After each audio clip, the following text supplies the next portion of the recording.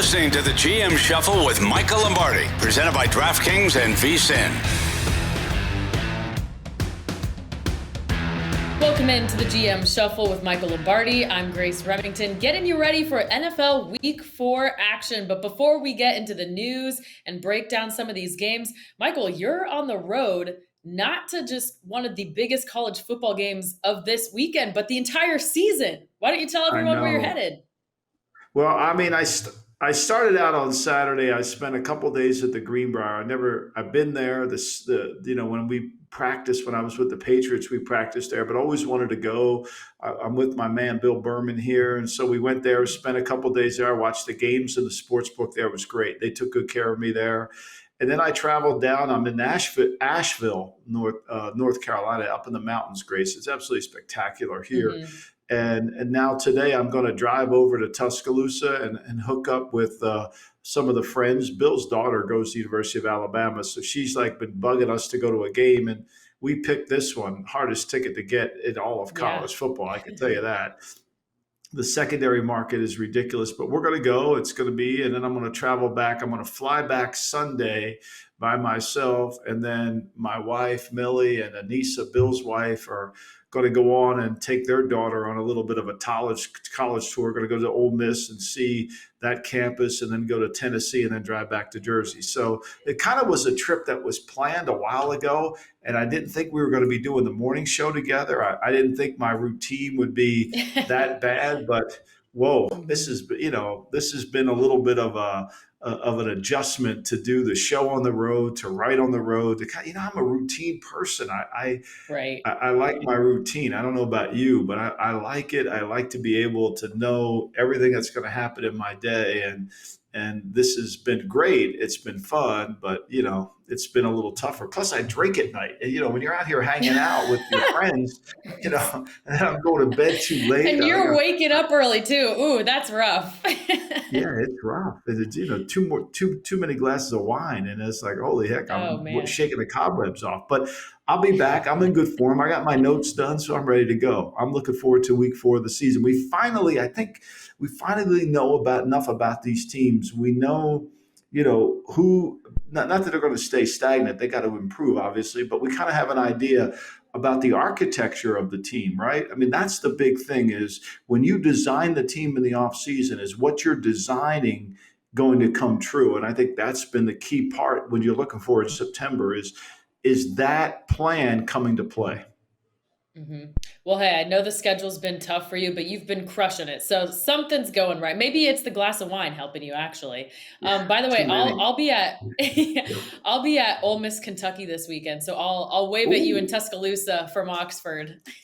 Oh, you're going to go to the Grove? Are you going to hit the Grove? Yes. Yeah. And when I was a reporter in Birmingham, I went to several Tuscaloosa games. They installed this LED light show in the stadium is just incredible. And then Dixieland Delight had to go away for a while because it was controversial. They brought it back and the stadium just lights up. Such a fun song. But Ole Miss, the Grove, they're saying is Ole Miss may lose the game, but the Grove never loses a party. So it's an 11 a.m. local time kickoff, but the Grove's going to be up at 8 a.m. I'm driving into Memphis Friday night, and then we'll drive down in the morning. So it's going to be awesome. I'm excited for both of us. Big SEC weekends. Awesome. There you go. You got to let me know how it goes. I can't wait. Thank you. That's awesome. Yeah, I'm excited for you guys too. Let's get into this Thursday night game though quickly. Give some people some insight. The Cowboys now sit at a 6-point favorite after opening at 4.5.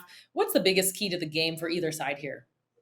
Well, I think this is really a game about pace, right? We've seen the Cowboys not be able to run the ball nor stop the run in their first 3 games. And I think, to me, the Giants' formula has to be to control the clock, run the football, keep the Dallas passing game off the field, because the Giants' weakness is in their secondary. They can't defend anybody.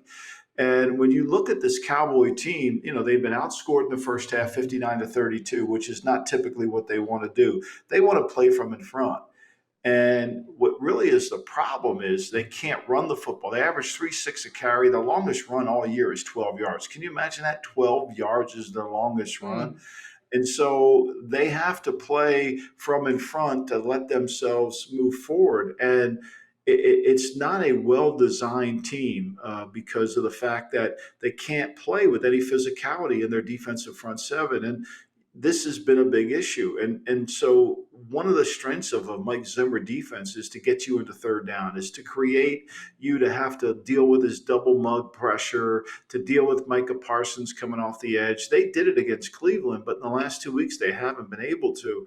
And that's the real issue. They can't do it. They've been playing against teams that have been very determined to play Canadian football. They've been getting first downs and two downs. And that's the key to this game is can the Giants control the ball? Can they control the clock?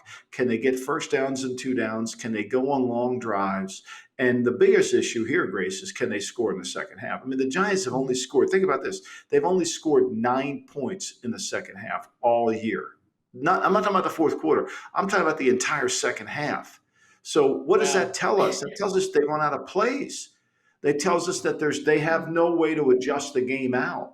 And so because they can't score, last week they missed a field goal, which would have given them 12 points, but still it's too – the Giants' margin for error is so small that if they don't play a certain way, they can't win. Well, you mentioned Mike Zimmer. Trayvon Diggs said after week 1 that he has all these exotic looks and packages that we haven't even seen yet because they haven't even been in a position to implement those in a game. So maybe this game is the time where we see Mike Zimmer's defense finally break out. Yeah, I mean, and they've been good on third down. I mean, third down defense for the Cowboys hasn't been their problem. I mean, the problem is getting them into third down. And then the problem is they haven't been able to score. Like, to me, this is a game where if you're Mike McCarthy, you're sitting there with your play sheet saying, what are my top 20? I've got to score. And as conservative as typically I am in the first quarter of not going for it on fourth down, I think there's such an urgency to try. I don't think it's desperation. I think it's a style of play, which is different than being desperate and stupid. This is about trying to get the lead, right? This is about how do we need to play this game to win? And if you get down there, I think because of Aubrey's ability to make kicks, you're going to take the points, 15 points. I mean, think about this. The Green Bay Packer offense is explosive. They lead the league in field goal kicking. I mean, they've attempted the most field goals of any team in the league. The average 3.7 field goals a game. I'm not saying that's a great stat to lead the league in, but they're willing to take the points. And I think same thing with Dallas. But this is a game where you have to force the Giants out of their comfort zone. The Giants don't have a passing. I mean, everybody loves Neighbors. Look, I love Neighbors too. He's really good. His longest pass play is 28 yards. Like, that's not beating you when you give up a 28-yarder. It's like he's really good. You got to double him. He's their best player on offense, no question. I think he's really going to be a talented. I'm not down on him. I'm just saying he's not had two 70-yard touchdown passes already. Like, this isn't Tyreek Hill all of a sudden. This is their best player, and he can do some damage, and he's going to make a long play at some point. But he's been volume making plays, not necessarily making explosive 70-yarders. Heading into this game, Jerry Jones made some headlines, and I mean, when is he isn't? But he went on 105.3, The Fan, local radio station, and the host asked him, is it fair to blame you for the Cowboys' 1-2 start? He said, that's very fair. There's no decision that I haven't acquiesced or approved. How could you think otherwise? What are your thoughts on that? Well, I mean, he takes accountability for it, but I think the Cowboys' problem is a design problem. I think the Cowboys haven't really determined after the season last year. They were so upset at the way the game went. I don't think they really took a critical self-analysis of what was wrong with their team. I mean, when you look at it, this run defense problem was there last year. It was hidden behind their 124-point first half point differential. So the fact that they didn't get any defensive tackles off the somewhere. I mean, just where are they going to get them? And there were veterans out there. They're counting on Smith, their first-round pick, to be a good player. That hasn't happened. They lost a lot of their depth to the Washington Commanders, which really hurt their defense. So to me, I think Jerry's been so much about the plan and thinking his team's better and counting on some of these young players that they drafted to come through that hasn't. I think a lot of the Cowboys' problem is a design problem. So to me, when you're evaluating football teams, you either are a design problem or a production problem. Most people will blame McCarthy because they're a production problem. But I think what Jerry needs to understand, he has a design problem. The fact that they can't really control the line of scrimmage with their defensive front, that they are really a fast break offense, that no one's letting them play fast break basketball. And so when they have to play a game in the middle of the court and they have to slow the pace down, that's not who they are. They're not going to be able to punch it out with you. And McCarthy the only way McCarthy can combat that is by getting the lead, is by playing from in front, is by having his play sheet set up where he's got his top 20 plays and we're going after it. We're throwing this goddamn ball. Look, I think to me, they can't run it. So why waste their time trying to run it? Throw the ball outside, have long handoffs, count them as runs, run screens, count them as runs. But you got to throw this thing. You got to take advantage of it. You got to slow down their pass rush, but you got to take advantage of the inability of the Giants to cover. We'll get into the NFL news and notes, on the other side of this break. But while we're talking Cowboys, I want to ask you real quick, Mike McCarthy on the hot seat, right? Looking at the Cowboys' upcoming schedule, their next 6 games, they will be the underdog.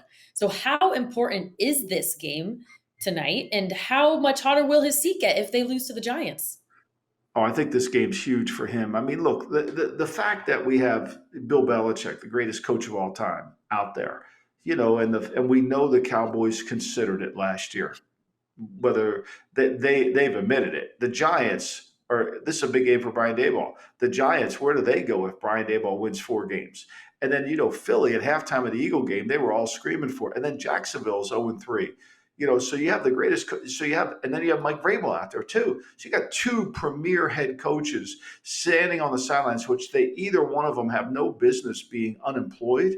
So that puts even more pressure on you to make sure that you do it. I mean, look, if Doug Peterson goes 9-8, do you think Shah Khan's going to let him keep his job? I don't think so. No. I think that when you listen to what Khan said this offseason about his team, and then you watch that Monday night game, and we'll get back to this on the break. And then there's Belichick waiting out there. It's not. You don't have to be a genius to put this together. Mm-hmm. Yeah, very clear expectations not being met in either spot. We're going to take a break now, but coming up on the other side, we're getting to some of the biggest headlines of this NFL week and what's wrong with the Jacksonville Jaguars. We're diving deeper into their problems on the GM Shuffle.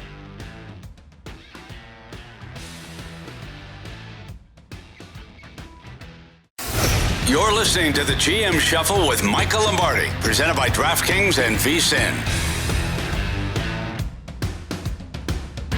Welcome back into the GM Shuffle. It's time for NFL news and notes presented by Smirnoff, the world's #1 vodka. Please drink responsibly.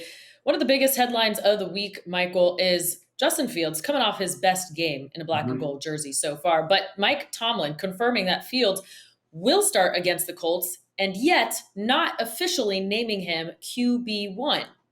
What do you think of this decision? I think this is the brilliance of Mike Tomlin. This is the genius of a great leader. I think to me, one of the things Al Davis used to say all the time to us was the greatness of all organization lies in their ability to see the future and not react to it. And I think what Mike Tomlin is doing here is an example of that. If he names Justin Fields the starter, let's just play this out, Grace. He says, okay, Fields is the starter for the foreseeable future. The next question the media is going to ask isn't about, well, how did you reach that decision? The next question is, well, are you going to extend him for next year? How much are you going to pay him? What's the value of his rate? And then when something goes wrong, they're going to come in and ask Mike, well, have you changed your mind on wanting to re-sign Justin Fields? Where does his contract stand? Are you in negotiation talks? And everything becomes other than on the field. This is the brilliance of Mike. And so Mike nips this in the bud. He says, no. It's week to week here. We're going week to week. Now, everybody in the Steeler building knows Justin Fields is the starting quarterback, including Russell Wilson. He knows it because the kid's played well. Look, and I've never been a Fields fan, but this kid has played well. He's played within himself. I think Arthur Smith deserves a ton of credit for how he's handled the game plan, how he's managed the offense, how they've been professional in their approach. Look, they're not dynamic. They don't want to try to be dynamic. They love playing dirty. They love close games. They love the game getting the fourth quarter. They don't mind a good field goal. They'll take it. They're not turning down points ever. They're not playing against the number. They're winning the way their identity is set up to win. And it's the brilliance of Tomlin that allows this to continue, because he knows once he deviates, then all those people that have put so much pressure on Fields from the worldwide leader. I mean, Orlovsky tried to make him the MVP in his rookie year. Then the second year, he's pushing him. It's not fair to the kid. It's not fair to the kid. The kid wasn't ready to be an NFL star, let alone be the MVP of the league. It was ridiculous to make that conclusion and that momentum. And Bear fans are so hungry. Their appetite is so strong to get a good quarterback that they just put these expectations. They're doing the same thing to Caleb Williams now. And so nobody in that building in Chicago is managing Caleb Williams' expectations. We went out and signed 3 receivers. We're going to be this great offense. Wait a minute, time out. This kid doesn't even know how to play football yet in the pros. But yet they're going to do this. They're giving him no help. They go into Indianapolis and run the ball throw the ball 53 times. Are you really managing expectations when you do that in a 1-score game? Are you? Against a run defense that was horrendous? So, to me, this is why the coaches should make as much money as they make, the good ones at least, because this is what you're doing. And I think Tomlin is just so good at it. We wrote about it for the Daily Coach today, but it's the essence of leadership. Stand in front of your player. Don't let them take any unnecessary problems. Make them focus on the next game. You handle all the other distractions, and that's what Tomlin did. Yeah, we're really watching Justin Fields mature in front of our eyes. Because remember that week 1 spray chart that went viral? He was only hitting the sidelines. There was nothing in the middle of the field. Now they're trusting him to go there, and they actually don't even have to rely on his mobility at all to do this. So great things happening. And that was planned, Grace. They didn't want Jesse Bates to beat him, so they just said, okay, we're going to construct a game plan. See, I think this is what we miss a lot of. This is what I love about the game of football, is answering the simple question, how we have to play to win today. That's where Gus Bradley never does never ask them that question. Gus Bradley just said, here's my scheme. This is why we're going to win. Where I want to ask the question, how do we have to play today to win? I mean, Vic Fangio did it last week against the Saints. He lines up in a 6-1 defense that they hadn't run all the time, but he put 2 big edge guys out there. He wasn't going to let them. He was going to say to Clint Kubiak, you're not running outside zone on my ass. I'm doing the same game plan that Bill Belichick did in the Ram game. You're not going to run outside zone. The ball's coming back inside. And if you can block Jalen Carter, and if you can block some of these other guys, you'll beat me. But if you can't, I'm going to kick your ass. That's football. That's why football is so intriguing to people, because it's chess on grass. How do I play this? What's the style of play? And when you don't do that, when you don't sit down at the blackboard or the whiteboard, the grease board on Tuesday and say, okay, put these 5 things up there. What do we have to do to win? Well, Pittsburgh, we're not going to let Jesse Bates get the ball. Okay, so we're not throwing the ball in the middle of the field. All right, every throw's outside. That's called managing the game. That's not managing the quarterback. That's showing the team how to win. And we don't have head coaches that do that. I mean, I think Shane Steichen could be a really good head coach. I really do. I think he's a great play caller, but he's not a good head coach. He's just not. He just calls the game. He doesn't have anybody training him how to be a head coach or how to think like a head coach. I'm sure it frustrates Chris Ballard, because I'm sure Ballard could help him, but they get into this mindset where they just want to control the game from their play sheet and their heads down. Whereas the big picture, I say this all the time. Let Parcells coach some of these teams for a week. You'll find him to start winning, because he's going to manage the game on how to give us a chance to win. Doug Peterson never has done that. Never. He just calls plays. And if the plays work, we're good. If the plays don't work, we're not good. Yeah, there's a big difference between game planning for an opponent and just maintaining the same scheme game by game. And I think, honestly, we talk about this shift we're seeing in the NFL, moving from a passing league to maybe a running league. I think the shift will call out a lot of the imposters, the guys who can't adjust. It'll weed out the coaches. I mean, the cream will rise to the top, right? No question. I think that's the case. The cream will rise to the top. And I think, to me, when you set up the game, now it's not all going to work. I mean, it's not going to work every week the way you set it up, but it was interesting. It's like when Belichick was go to a team meeting and he would say to Tom Brady, how do we have to stop Michael Vick this week? Well, Brady has no idea about how to stop Michael Vick, but yeah, he does. Don't rush past the quarterback, right? So Bill was educating the team on what it was going to take to win, the entire team. I think Kyle Shanahan does the same thing every week. These good coaches, they go in on Monday, Wednesday meeting. I just saw online, Jason Kelsey said that one of Nick Sirianni's best things is he prepares the team in team meetings. That's great to hear that his meetings are that good. That's the job of a head coach, is to prepare it. So now if Brady knows we can't rush past the passer when we're playing Michael Vick, and then we do it, then Belichick come back and say, well, Tom, why did we lose? Well, we rushed past the quarterback. Everybody knows it. Like, there's no secret. It's not like we're independent contractors within the framework of the team. That's called being a head coach. That's what you need to do. Whereas I don't think that's happening in some of these places, particularly not in Indianapolis, which is a whole other story when we get to Anthony Richardson. Yeah. Let's get some other quarterback news in here. The Raiders are sticking with Gardner Minshew. He started all 3 games this season, and despite the loss to the Panthers, they will stick with him. ESPN Raiders reporter Paul Gutierrez is saying, nothing was ever pondered. Love a good vocab word there. But do you think they need to make a move? I never understood, wasn't that, to me, identifying what's wrong with your team is the number one job of a head coach. He's the chief figure out officer, right? Here's what's wrong with my team. I figured it out. The Raiders didn't lose last week because Gardner Minshew sucks. The Raiders lost last week because their whole team sucks. Their whole team wasn't ready to play. They couldn't stop Carolina on the first drive of the game, couldn't stop them on the last drive. It wasn't Gardner Minshew. Now, he contributed to it, just like the assistant coaches contributed to it. The whole team contributed to it. But to me, to make it out to be a Gardner Minshew issue, to me, for Antonio Pierce, to me, it's showing that he really doesn't understand the whole concept of how to be a head coach.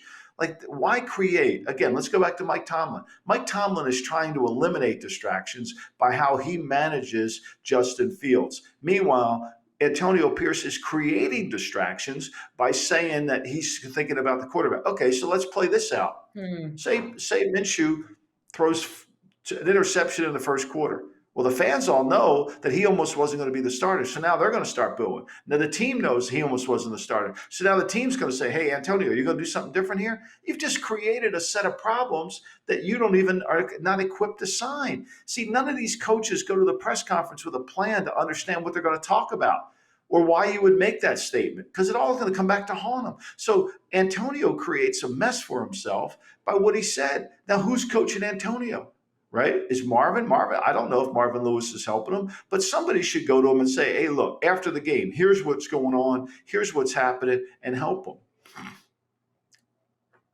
Looking at this line, the Raiders, it is going the Raiders' way. They were a 1-point favorite just a few days ago. Now, as we record on a Thursday morning, they're a 2-point favorite, but this is going to be an ugly one between the Browns and Raiders. How do you see it going? This is going to be, well, the Browns can't throw the ball. Their offensive line is still beat up, and so I don't even know who's going to play left tackle. Joe Batano might have to go out there and play left tackle. I don't know, but to me, they're beat up. And then how about Deshaun Watson? He comes out and says, well, I'm not a running back. I'm not going to run. One of the things that you want from Deshaun is he's going to make some plays with his feet. I'm not saying he should be a 6-back offense, but to me, I think because of their lack of offensive production in the passing game, where they can count on a quarterback making that. There's another team that has a huge design problem. I've said it on this pod forever, Grace. Joe Flacco proved there was nothing wrong with the Alex Van Pelt system. He threw for 1,600 yards. It was Watson who couldn't throw the ball. It's Watson who can't make a completion. It's Watson who can't get him in the right play. And I'm saying this as a guy who admitted loving Watson. But to me, I think I could see why the Raiders. How are the Browns going to block this front? Same thing with the Raiders. How are the Raiders going? Now, if Myles Garrett's hurt, which it sounds like he is, it helps the Raiders. But to me, this Raider front has to win the game. Yeah, hopefully no Raiders players will be making business decisions like they did last week. We don't want Antonio Pierce to get up there and put his foot in the mouth like you're saying he did in this last press conference. What did you think about that, by the way? I think to me that was a game that was about poor coaching, poor play. I think it was everybody. I don't think I think coaches made a business decision too, to me. So look, I think there has to, look, Al Davis said this. Now he doesn't even know Al Davis said this, but when you're talking to the media, you're talking to your players, the owner, and the team, right? And so he made, to me, I think he made a huge mistake.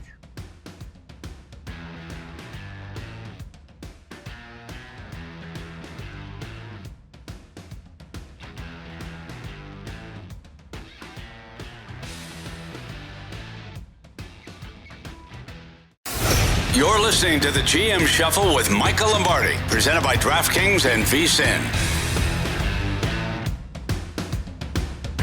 Welcome back into the GM Shuffle, presented by Smirnoff. We do game days. Please drink responsibly. The Smirnoff Co., New York, New York. Well, if you haven't read it yet, go over to VSiN.com because Michael Lombardi's new writing spotlight is out, and the title of the article pretty much says it all. What's wrong with the Jacksonville Jaguars? If you asked Shad Khan this in August, he wouldn't have been able to tell you because he called this the greatest team ever assembled. But now, of course, the Jags have opened the season 0-3 with the second worst point differential in the league. So, Michael, please tell us, what is wrong with the Jags? Well, I mean, there's a lot of factors, right? I think that goes into this. I just don't think they're as good in the offensive line as they need to be. I mean, you look at their offensive tackle situation. You look at their Cam Robinson, Harrison, both those guys don't play well. The guards have Ezra Cleveland, Brandon Sheriff. They haven't played to the level that they need. Mitch Morris, they signed to come in there, but I just don't think they can control the line. You know, Evan Ingram's their starting tight end who's been hurt, but Evan Ingram's another receiver. So this is another team that's built offensively in the Madden vein, which is we're going to just outscore you. We're going to be in 11 personnel. We're going to throw the ball over the lot.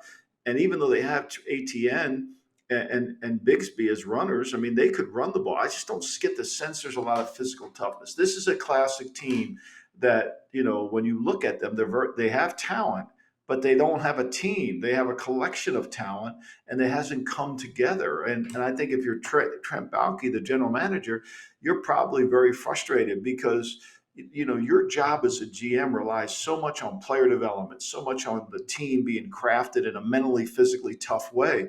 I don't see that. And then, of course, look, the biggest thing of all is they gave the quarterback all this money. They had 2 more years left on his deal. They had the 5th-year option, and then they had the franchise. They went ahead and paid him all this money, which he's not really improved. He got better after Urban Meyer. That was easy. But then the last 2 years, he really hasn't gotten to the level you say, well, I really know what he is. And they go ahead and give him all this money. And now, you know, people are wondering, like, when's he going to win a game for us? I mean, the last time he won was in Houston last year. I mean, I think he's 0 for 9 in his last 9 starts as a starter. I know he had the bad ankle last year, but for me, this is a production and a design problem. I don't think Balky's vision meets with Peterson's vision. I just don't think they have it. And I think that what Philly did for Peterson was they put him in a position, they gave him a lot of help, and then he won a Super Bowl. And I think Doug's got the feeling that, hey, I got this covered. I know how to be a head coach. When I don't see it, the team doesn't have enough toughness. Can they run the ball in the red zone? No. You know, I mean, there's no reason for them to lose the Miami game, but they don't score in the second half. There's no reason for them to lose the Cleveland game, but they can't get the ball back from Cleveland for 6 minutes in the fourth quarter, and then they can't put it in the end zone. And so, like, everybody, if you're Baalke, you're thinking everybody's underachieving. And if you're Peterson, you're thinking maybe these players aren't as good as we have. So there's that civil war that's going to be brewing in Jacksonville as sure as God made green apples. So it's a hard one. I think Khan's wrong. I think the Baselli team back when Coughlin was there with Fred Taylor and Mark Brunell, much better team. But I think he's got a stadium that he's got to fill up. He's got a lot of issues that are on his plate, and they can't be 0-4 to fix those issues, Grace. You mentioned Trevor Lawrence's new contract. The average annual value of $55 million, second only to Dak, but it's tied with Joe Burrow, who brought his team past the Chiefs to make the AFC Championship game. But Trevor Lawrence, the AAV and guaranteed money, this is going to make a lot of people mad, more than MVP winner Lamar, more than Patrick Mahomes, more than Josh Allen. At what point do we start talking about this Trevor Lawrence deal joining the category of worst contract in the NFL? Well, when he goes through the next coach, right? So if they fire Peterson because he's not winning, the next guy coming in, well, his main job will be to fix Trevor Lawrence. That'll be his main job. They'll hire somebody who's got cachet to fix him. Then maybe they'll hire Lincoln Riley. I don't know. And they'll wonder why they're not tough, but that's a whole other situation, you know. Uh, to me, I think that's where they have to go. You know, Lawrence has got a little bit more of a runway. Doug doesn't have one. And I think Ryan Nielsen, I thought his defense was playing well in the first 2 weeks, but then last week up in Buffalo, you know, they didn't play well. And they're not getting the kind of production out of Joshua Allen. They're not getting, I mean, Walker, they picked over Hutchinson. And Walker had 10 sacks last year, but he doesn't make the same impact that Hutchinson makes. That's on Belke. He went with a better size speed player, but not as instinctive as Hutchinson. Hutchinson's I think one of the things we don't talk enough about is instincts in defensive alignment. It's really a key thing because, you know, Hutchin has great instincts. He has feel. He has kind of understanding. I think Walker's a great athlete, and I'm not saying he's a bust by no means, but to me, there's a lot of decisions there. This is a size speed team that gets carried away. You sign Gabe Davis. You draft Brian Thomas in the first round. Are you sure Harrison and Robinson are really good tackles? I know they franchised Robinson, but are we sure we have good tackles? Can we win the line of scrimmage? We're not Detroit. I think that's the big issue. I think their line's terrible. Let's get into some more news now. The 49ers already ravaged by injuries, but we do have an update on Christian McCaffrey. He's traveling to Germany to speak with a specialist on his Achilles tendonitis. Defensive tackle Javon Hargrave also suffered a torn tricep. How impactful are these injuries? I think the Hargrave one's really tough on them. See, I don't think the Niners are nearly as good in the defensive front as they've been in years. This might be the worst. And when I say worst, it's all relative, right? I think Leonard Floyd playing well. Bosa's great. Don't get me wrong. But now you lose the Hargrave, who was really a big time player for them. You just can't find those guys. You know, they lost Armstead last year, but Armstead hasn't really done much for Jacksonville. They went ahead and paid him to give him another, but he hasn't really dominated down there. So I don't know if they wanted to sign Armstead back. It just was about cost and money. You know, for me, I just don't think they're just playing well enough defensively. You give up 13 points in the last 6 minutes and 30 seconds, and you're supposed to be an elite defense. I don't think so. They'll be interested to see how they respond to Cleveland this week. Yeah, but these injuries take a toll on you, Grace. You know, when you play as long as they've been playing, having as many games and, practices, they need to get this thing turned around. And without their offensive guys, with McCaffrey off in Germany trying to get special treatment over there, which is a lot of players do, which is important to do. You commend them for how serious they are about getting their health back. But to me, this is hard. This is one of the downfalls of being a Super Bowl loser like Philadelphia experienced last year. You gave a great perspective on the VSiN Morning Line about CMC going to Germany, just for the people who might not know that this isn't so unstandard of a protocol, right? Can you just give some perspective on that? Well, in our country, because of the FDA regulations, there's a lot of products that don't get to the market, right? They're not able to help. Whereas in some of these European countries, they're there or it's available and they can. There's procedures that they can do in Germany or in Canada that we can't do because they're not FDA approved. So the players, these players like McCaffrey, Peyton Manning, these guys are really in tune to understanding where there could be different types of treatment for what they have currently. And McCaffrey, he's going to make sure he takes care of his body. I mean, LeBron James puts $1 million into his body every year. McCaffrey's the same way. He knows his body is his source of income. So when they go over to Germany, they're not going over there with just a happenstance. They just want to take a trip to Munich and drink beer. They're going over there because they know that medically there's something over there that could perhaps help them that they can't get in this country. And I think as long as it is prescribed by a doctor, then the NFL can't say it's a drug that would be on the anti list of supplements that you can't take, right? Like, it's like you have to be able to have a prescription to go along with something that's on the list. And if a doctor in Germany gives you something that he needs to take that could help your healing process and help deal with the injury that you have, you're going to go do it. It's expensive. You're going to have to fly yourself over there. You got to find the right guy. But these guys that take care of their body like that, they know where to go. I mean, they know where to go. One more question on the 49ers before we move on. They are a 10-point favorite to the Patriots. First time this season, and it is week 4, we've seen a double-digit spread. Just goes to show how tight this season has been. Now, considering the game planning Gerard Mayo did in weeks 1 and 2 and the banged-up Niners, do you think there's a chance the Patriots pull the upset here?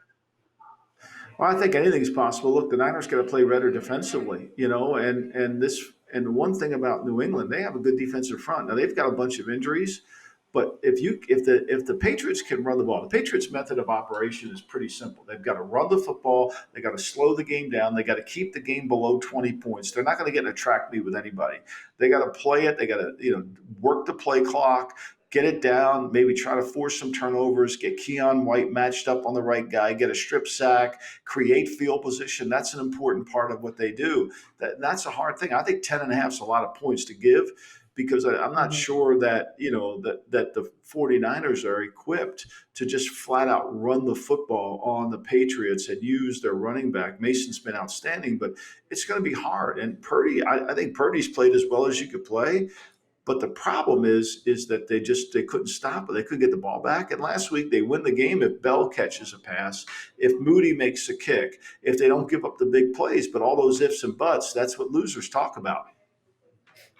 Okay, Chargers also dealing with a slew of injuries. Quarterback Justin Herbert with a high ankle sprain. X-rays came back negative, but he has been limited in practice. Safety Derwin James suspended for a game.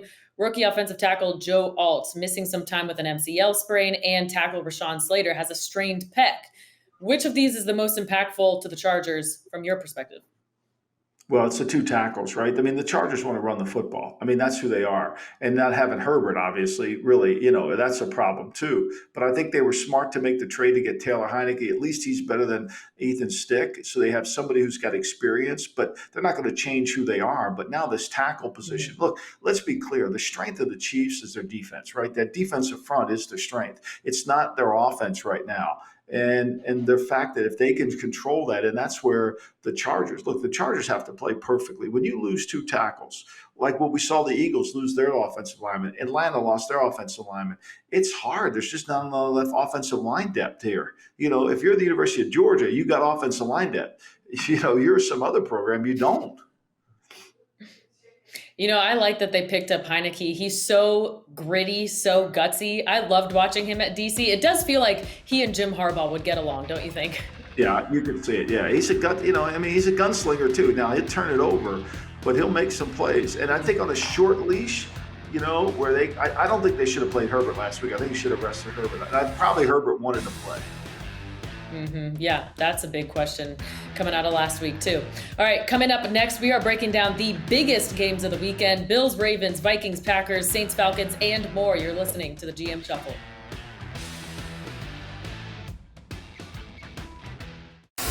You're listening to the GM Shuffle with Michael Lombardi, presented by DraftKings and VSiN.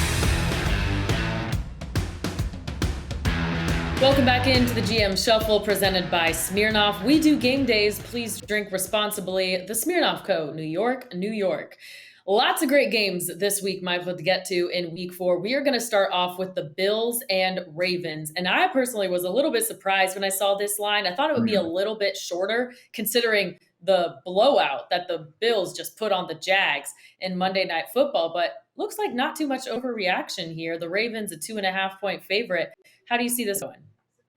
Wow, this is a surprising line because I've power rated Buffalo significantly better than every team, and with Baltimore struggles in the fourth quarter, this 2.5-point line, and of course add Justin Tucker struggles too, makes you a little wondering about this, especially considering I don't think Baltimore's offensive line is near where we go.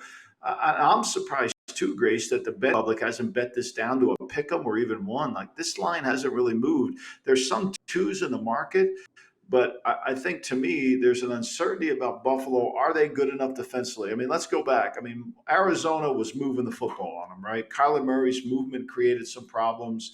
They ran the football effectively on them. That was a close game.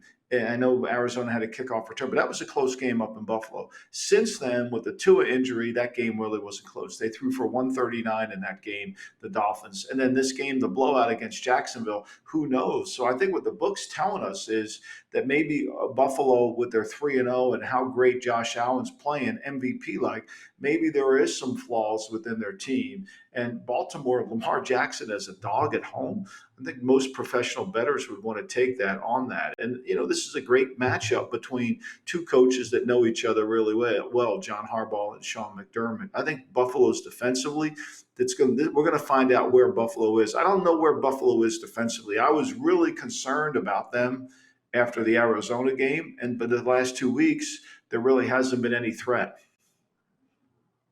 I was thinking the exact same thing when I saw this line. Is probably people are asking, how good are the Bills really? Because they played at home against the Cards. We still don't really know how good the Cards are. They really only played one half against Miami and a winless Jags team. But something I think is important in this game, considering the way the teams run the ball, is possessions will be limited. So when the offense has the ball, these teams are going to have to be perfect. Yeah. Yeah, and I think the fact that Buffalo in 3 weeks, they haven't faced a passing game, and their run defense is they give up, they're 22nd in the National Football League in yards per attempt against them. So teams haven't really been able to throw the football. They're low in pass attempts. There's a lot of pass attempts, and they played really good pass defense, but have they seen a great quarterback? I think that's the question, right? Tua gets hurt. Kyler didn't really make enough plays. And then at the end of the day, last week, it just, Trevor Lawrence just wasn't good enough. Let's move on to a division game here, and it's a short line in this one. The Falcons, a 1.5-point home favorite against the Saints. I kind of look at this, Michael, and I feel like there's some false confidence with this Falcons team because while they have been competitive in every game they've played, they could be 0-3. Yeah, they should be 0-3, frankly. I mean, no, the Philly game we gave them. I think this line is predicated on last year, right? Atlanta, when they played them at home last year, Atlanta had 26 first downs. They dominated the game. They were able, and they beat New Orleans. But that was before New Orleans started to play well. I think Atlanta used the same game plan Philly did against them, which is set the edge on both sides, force that outside zone play to be non-existent, and then they've got to put pressure on the quarterback. See, this is where Carr should be really good because Atlanta doesn't have the ability to pressure the passer. They're not a disruptive defense in terms of creating problems. They've got what? Grady Jarrett has 1.5 sacks. They have 3 sacks in 3 games, and 2 players have them, Jarrett and Matt Judon. They're not going to rush the passer. For all the money they paid A.J. Terrell, think about this, Grace. A.J. Terrell hasn't had an interception in 2 years, and he hasn't even gotten his hands on any football. Oh, wow. So, he hasn't broken up a pass in 3 games. Not broken up a pass. And he's the second highest paid corner in football. So this should set up really well for New Orleans. And can New Orleans stop Bijan from running the football? I think New Orleans' offensive line, McCoy being hurt, I think that's an issue that'll help Grady Jarrett. But I'm surprised that New Orleans went from being so respected to not respected. Yeah, that's true. Just one game and what it can do to the perception, but I like the Saints in this spot as well. Another divisional game we're looking at is the Vikings and Packers, and this spread a little bit wider. The Packers a 3-point home favorite. It was sounding like Jordan Love might get the start, but I'm pretty sure Malik Willis will get to go now. But Sam Darnold, his MRI came back clean. He's bruised, but likely to start. And you have 2 top 10 defenses here. So a lot to look forward to in this one. I think the most exciting news out of Green Bay is I got a direct message from somebody who found Matt LaFleur's barber. And now I know who, right? And so when I get home on Sunday afternoon, I'll be home in time to watch the game. I'll be able to share this with Big Daddy, and maybe we can get Big Daddy a haircut from the same barber. I think this is the most exciting news. When I was going through Green Bay this morning to get ready for the show and the pod, I mean, they have been really good. I mean, the last 2 weeks, Matt LaFleur has been sensational at his game planning. And, it fits the narrative of LaFleur. Think about this, Grace. LaFleur is 15-3 in the first 3 weeks of the season as a head coach. Since then, he goes 40-35 against the spread. They've only gone for it one time on fourth down. They lead the league in field goal attempts. They have three receivers. Think about this. They have three receivers that average over 16 yards a catch, right? Meanwhile, down in Houston, everybody's talking about Stephon Diggs being the number one receiver. The guy averages 8.2 yards a catch. That ain't a number one receiver in my book. They got three of them, right? And they're running the football at a 5.5 clip. I mean, I think this Green Bay team finally is playing complementary football. They're running the football effectively. They can make explosive plays. Their defense is doing what exactly they need to do, play less defense, right? The offense is controlling the ball for 33 minutes. Their defense is getting more pressure. Wyatt leads their team in sacks. I'm surprised this line hasn't moved a little bit towards Green Bay as the home team, because I do think Green Bay Minnesota is going to have a hard time covering them.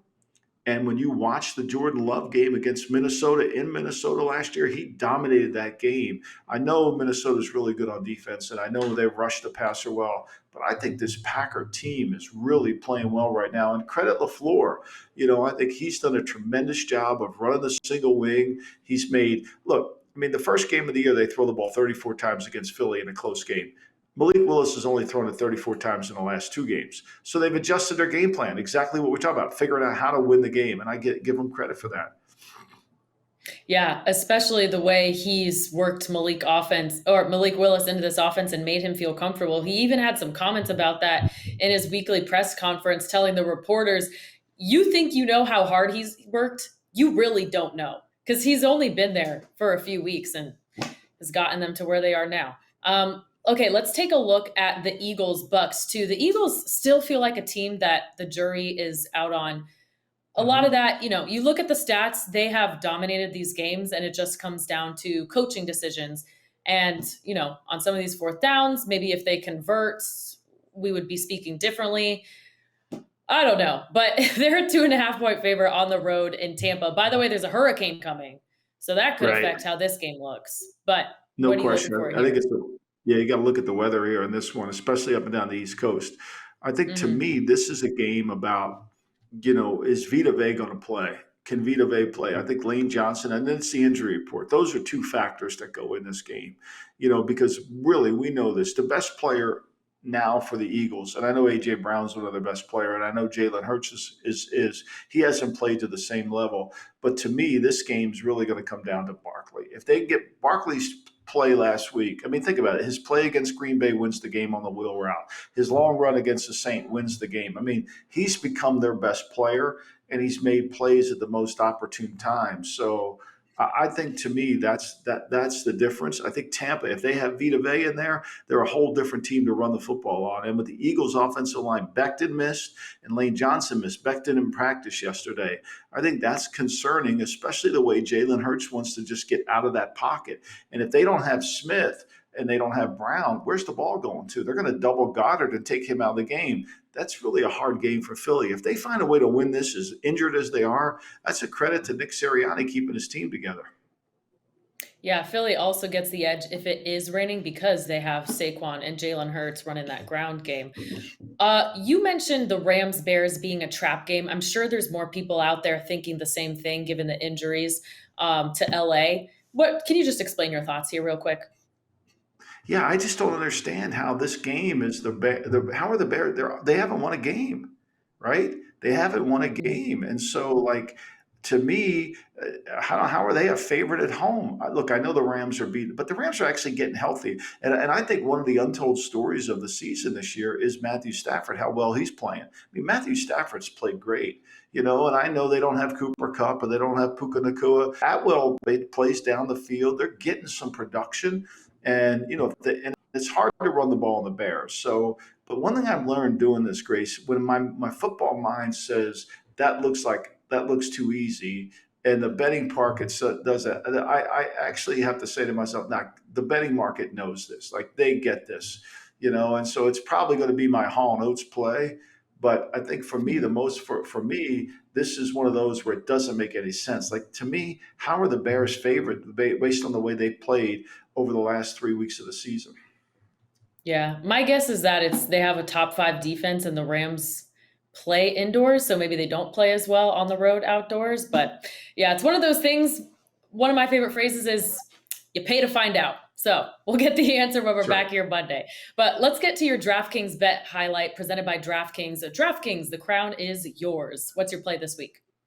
I like the Lions this week. I think that's got to come together on Monday night. I mean, I think they've been messing around. But now they've got some injuries. Offensive line. Frank Ragnar's going to go. He's got the pec, which will really hurt them if he can't go. They've got some other injuries that they've got to deal with. But to me, they got to put it all together. And I think, to me, their pressure up front can cause some problems for Geno Smith. This game went to overtime last year. It was a high-scoring affair. But to me, I just think Detroit, it's time for them at 3.5 to put this thing together and show that they are a legitimate three-phase team. I thought their defense won the game last week. They didn't give up a point in the second half.